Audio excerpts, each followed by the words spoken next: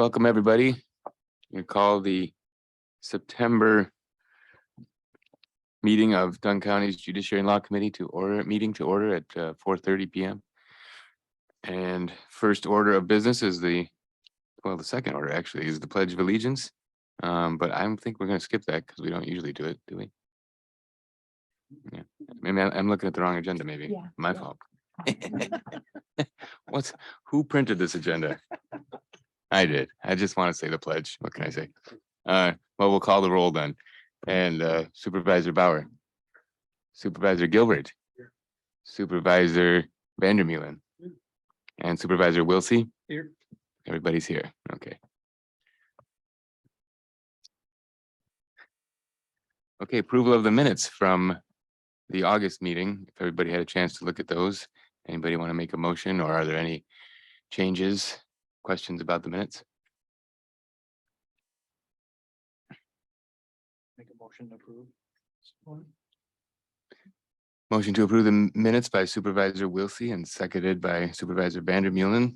All those in favor of accepting the minutes signify by saying aye. Aye. Any opposed? No. Minutes are approved. There are no public comments today, and we have staff reports that were submitted by email in the packet. First, for emergency management and 911, do we have any comments or questions from the board? Nope. We're good. Next is the medical examiner's office. Anyone? And Marcy's absent tonight. Right. Oh, that's right. Oh, yeah. Okay. Oh, that's right. I get the email this morning. Okay, the Sheriff's Department. Anybody have any questions or comments about the report?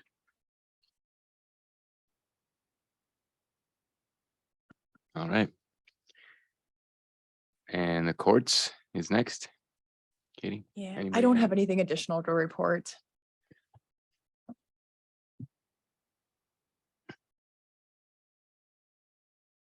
And From the meeting with other clerks.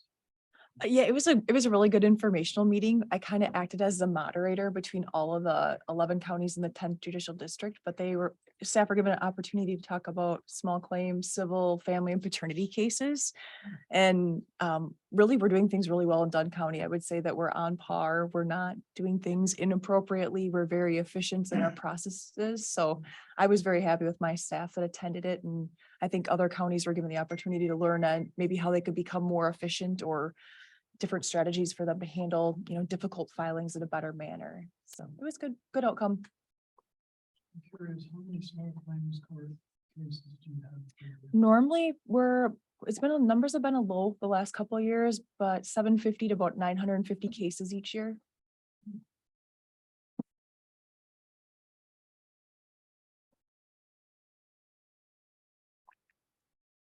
okay, we'll move on to the CJCC. Anyone have any questions or comments about the report?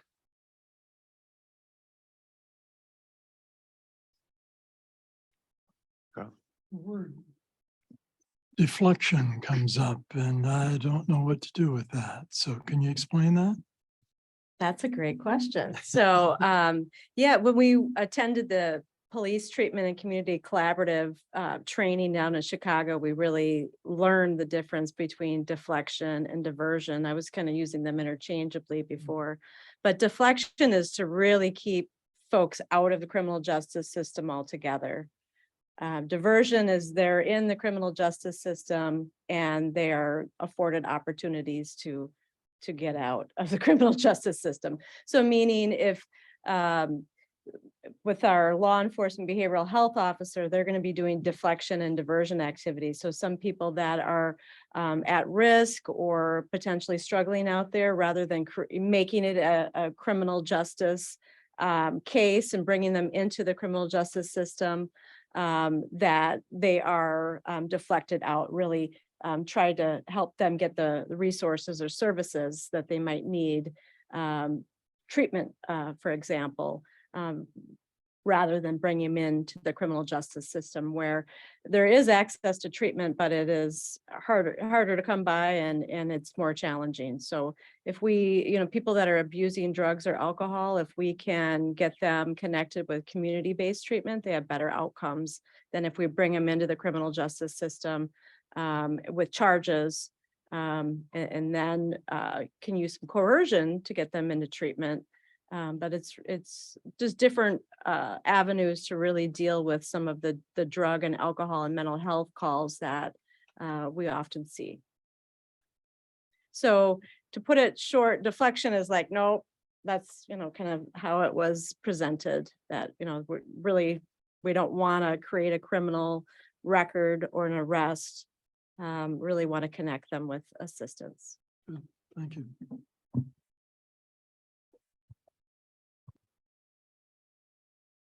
Thanks, Carl. Thank you, Sarah. Next is the district attorney report. Anybody have any questions for the district attorney? Supervisor Wilsey. At what point are you gonna need the county's help for an ADA? So last week I received an application, and it was like dating again. How soon do you respond? So I was like, so I waited a couple hours and I received a response. Thank you for the very prompt response. And I have an interview on Wednesday. He's actually from the Eau Claire area, out of law school, but lives on another side of the state. So I scheduled the interview and then I was talking to the ADAs in my office, and he actually went to high school and was a good friend with one of our current ADAs. So I'm very hopeful that that will work out. So fingers crossed. I have an interview Wednesday. And then, I think I've described before, but Andrew Mackey is very much looking forward to retiring in September of 2023. He's on the older state system, so he's built up a year of time. So for September of 2023 to September of 2024, I'll only have 4 prosecutors in my office. So it's very important that I have that position filled. And this new applicant will certainly need a lot of time to get accompanied. I think it takes, or to get accustomed to the system, probably at least a year to get, confident that, but I'm hopeful that that will happen. But thank you for your interest in that.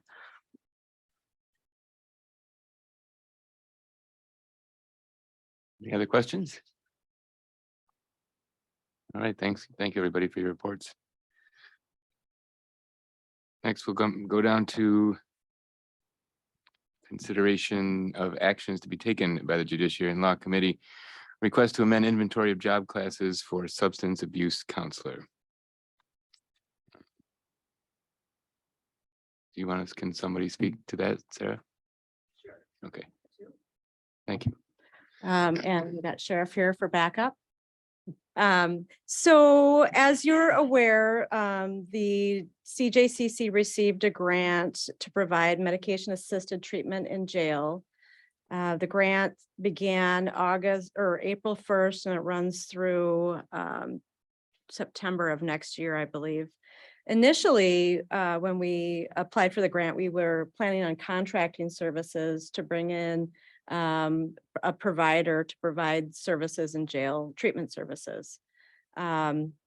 We have kind of went back to the grind and determined that it would be better for us to hire somebody to provide that treatment in jail, and then also provide the follow along that we need for the participants once they're out in the community.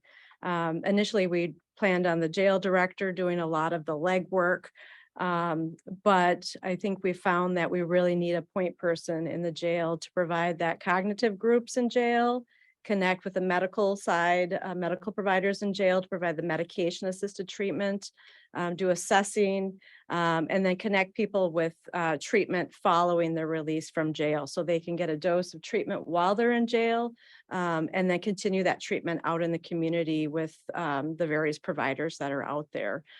So we are proposing this is a new position within the county.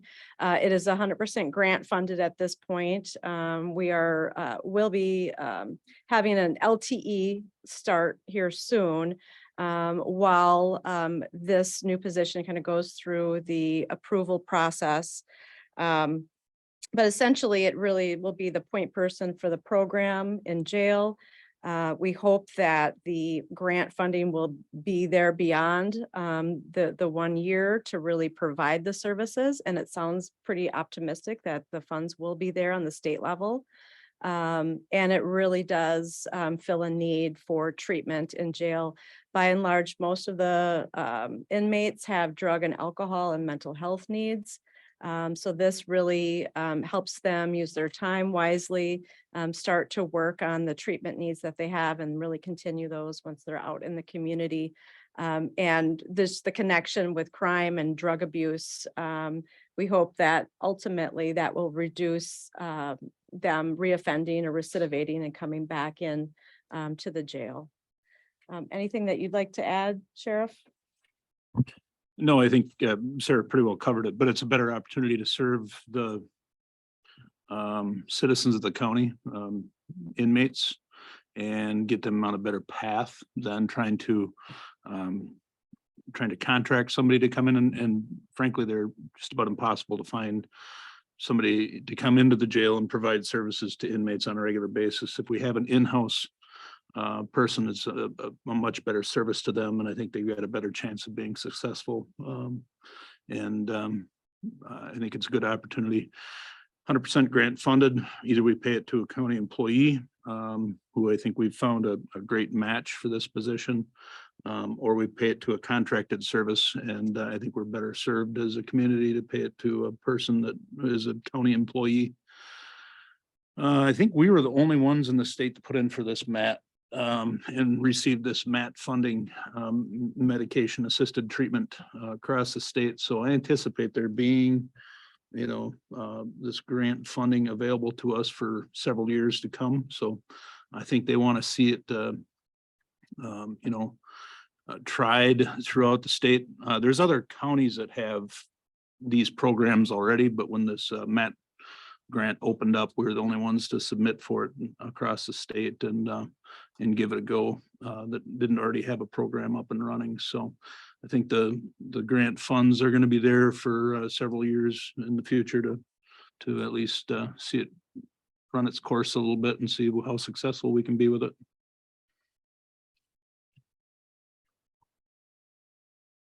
Nice, thank you. And so the person in-house who will be filling this position, do they need their position filled too, or is it, how's that work? No, we'd be hiring somebody from outside. Okay. Not a current county employee. We'd be hiring somebody from the outside who actually sits on our CJCC committee now as a, what do they call it, civilian or Oh, sure. citizen member, I guess. Okay. All right. So do we need to take action on this today? Yeah, is it?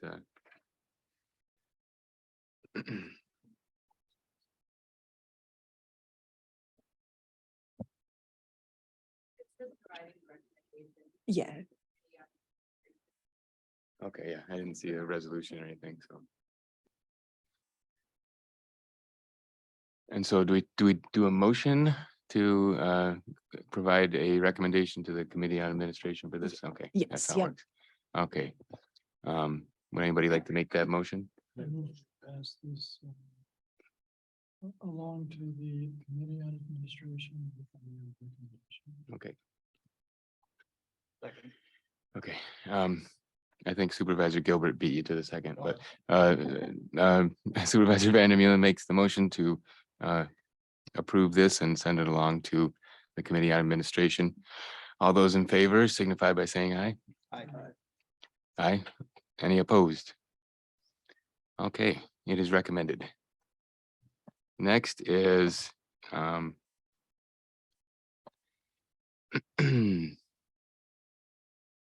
resolution supporting increased child support funding. And Josie, do you want to speak to that, please? Sure, but I think we did skip over my written report. Did anybody have any questions for that? And I apologize. answer. The suicide prevention program, I mean, is that open to anybody or? I was reached, Elena Hagan, reached out to me. She's a social worker in this building and she asked, if they could do this training for my staff. And I said, absolutely. And my understanding is that they're gonna potentially offer it county-wide in the future, but, they're just kind of trying it out on a few people first. And, my staff deal with people that are in crisis and trauma and, I think it's good for us to have that. That's that partly training. why I'm asking, because I could imagine it for your staff and for other people likely to encounter people going through difficult times, but. Yeah, I can certainly just- reach out to Lena and see if it's something that board members could Hmm. also have if they're interested. So.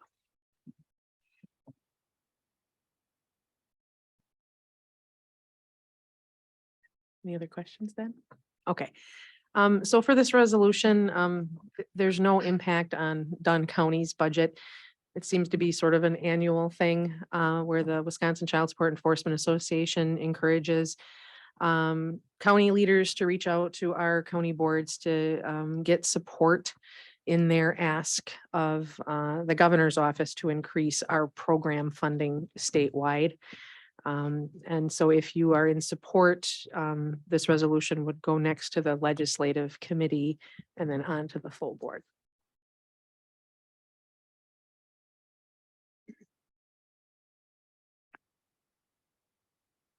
So you say that you apply this every year, try to get through. Have you had any luck in the past? I mean, Yes, actually. So I think what brought this all on was there was a pretty drastic funding policy interpretation change in right around 2019 that sort of the state of Wisconsin's child support program was not anticipating. And so it reduced how much funding we were reporting expenditures to the federal government for reimbursement, and it essentially took away a lot of money. And so for the last several years, the Bureau of Child Support in Madison has been sort of backfilling this loss of funding, but that's now ending. So we're constantly going back to the state to say, we need you to invest more into our program, because for every dollar the state puts into our program, we can get the federal government to give us 66% on all of those dollars. So it says in this resolution, if the governor's office would increase our funding by 5 million, we would draw down an additional 9.7 million from the federal government. So last year we asked for, what did we ask for? We got half of what we asked for.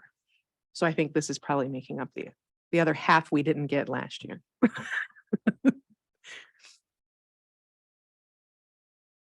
But I think you'll remember myself and a few other regional directors went to Stout to testify before the Joint Finance and Budget Committee when they were here to ask for funding. I think Andrea was there too. to ask.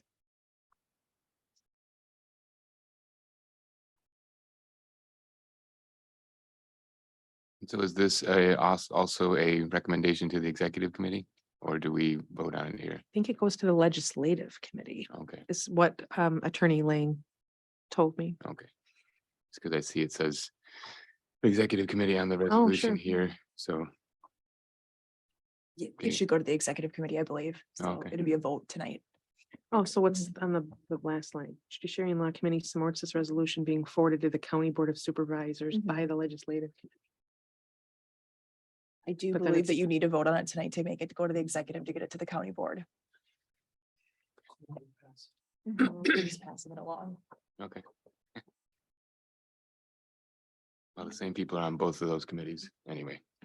So you'll see it again. That's right. So do we have a motion to accept this resolution to increase the county child support funding? Supervisor Bauer, Supervisor Vandermeelen seconds. All those in favor? Any opposed? And the motion carries. The resolution passes. Next is resolution rescinding resolution 2016-98. And Jenna from HR will talk on this motion. thank you, Jenna. Or the resolution.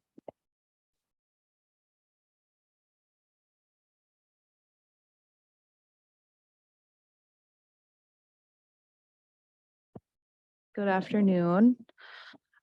So a few familiar faces here that probably are in the loop on this. But basically we sat down with Marcy to review staffing and wages in general within the medical examiner's office, and identified that for the deputy medical examiner positions, their wages have not changed since they were set in 2016 by this resolution. So in review, in preparation for the 2023 budget, we are recommending an increase from $10 per hour for that position to $15 per hour. This recommendation did go to the Committee on Administration last week, and that would also place them on what's called our casual pay grid. In order to make that happen, we are bringing this resolution forward to rescind the resolution from 2016 that specifically sets the pay rate at $10 per hour.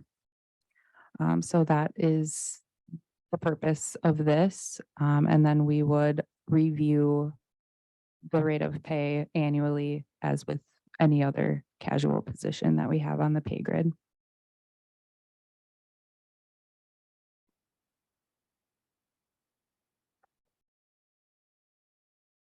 Any questions for Jenna? So who actually does the rescinding finally? The county board or? So the reason why I'm bringing this to this committee is that it was put in place initially by the Judiciary and Law Committee, or it came from the Judiciary and Law Committee to the county board. So I'm asking you to make a recommendation to the county board to rescind it. Ultimately, the county board would vote on this resolution that rescinds the 2016 resolution. That's what I want to know. I just have a quick question on the wording.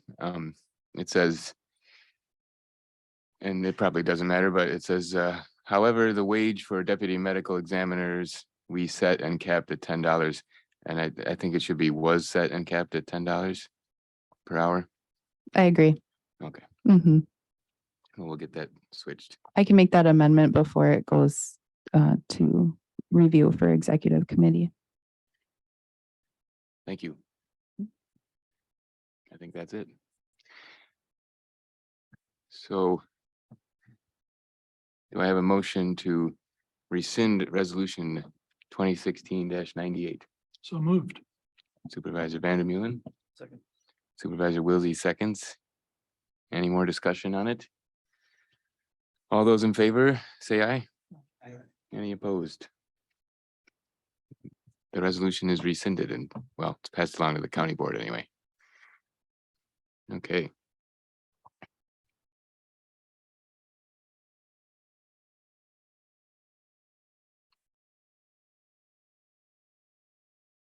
Are there any announcements by anybody? Nope. Okay. Next meeting is set for October 24th at 4:30 PM right here.